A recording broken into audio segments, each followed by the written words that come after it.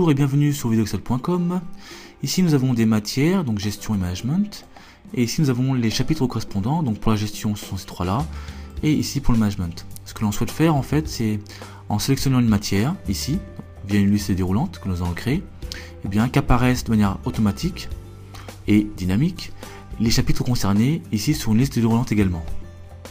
Donc dans un premier temps, ce qu'on va faire, c'est qu'on va nommer ici chaque plage. Donc ici, ce qu'on va faire, on va simplement sélectionner l'ensemble de la plage, donc avec la touche de contrôle appuyée, voilà. Et on va se diriger vers l'onglet Formule, puis dans le groupe non défini, créer à partir de la sélection. Ici, on me propose de créer un nom à partir de la ligne du haut, c'est ce que je souhaite. Matière, gestion, management. Je clique sur OK. Voilà, mes noms sont créés. Comment les vérifier? Je sélectionne le contenu, ici par exemple. Voilà, hop. Et je vois bien dans la zone de nom, ici, je vois apparaître management, le nom. Ici, gestion. Et ici, matière. Donc mes noms sont bien créés. Maintenant, ce qu'on va faire, c'est qu'on va modifier ces plages de cellules classiques en liste Excel. Donc ici, je sélectionne la plage. Je me dirige vers l'onglet Insertion, puis Tableau. Et là, je valide puisque effectivement mon tableau comporte des étiquettes ou des en-têtes. Je valide par OK. La même chose ici pour Gestion. J'ai des touches de raccourci avec CTRL, flèche du haut, donc Shift et L comme liste. Je valide par OK. Et pareil, CTRL, Shift, L, OK. Donc maintenant, j'ai des, des tableaux sous forme de liste, liste Excel. Ici, si je me positionne sur le dernier élément et que j'appuie sur la touche donc de tabulation, hop, je peux maintenant mettre directement un nouvel élément et ainsi de suite. CTRL Z, CTRL Z, CTRL Z. Bien. Après avoir fait cela, maintenant, on peut ici créer une liste déroulante pour les matières. Pour ce faire, on se dirige vers l'onglet Données, puis Outils de données et Validation des données. Dans l'onglet Options, on va autoriser une liste. Et la source va être bien entendu ici mes matières, mais c'est-à-dire en fait on va appeler le nom matière. Touche de fonction F3 pour appeler la liste des noms. Et on va chercher matière, qui se trouve ici. Voilà. Donc je valide par OK. Je valide par OK. Logiquement, ici, j'ai gestion et management. Voilà. Tout va bien.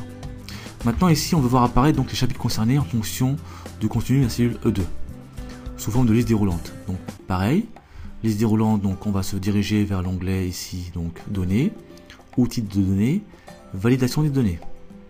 On va autoriser une liste, bien sûr. Et ici, par contre, on va utiliser la fonction indirect. Donc, égale donc indirect.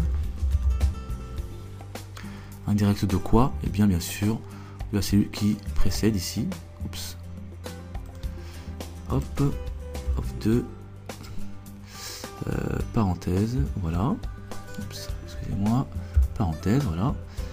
Et parenthèse.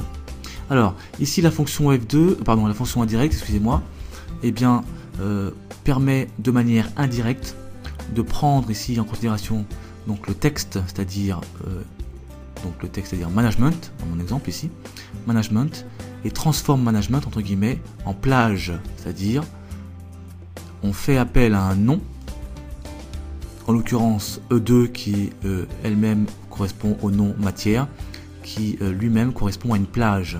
Voilà pourquoi apparaissent ensuite la liste des chapitres.